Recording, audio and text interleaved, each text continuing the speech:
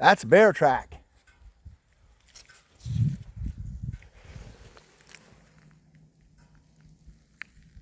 Raccoon, maybe?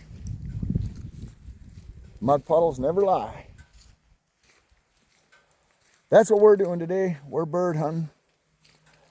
We had one wicked battle of sickness, finally getting back on our feet a little bit. Had a bad throat infection. But I wanted to share that bear track with you guys because I got a pretty good mitt on me for a small guy.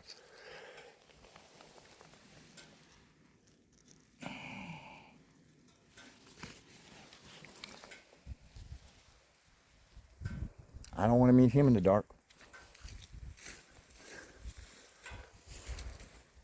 Nice fall day, guys. Just wanted to touch base, show you what we're up to today.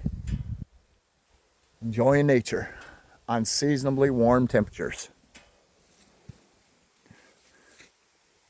Good times.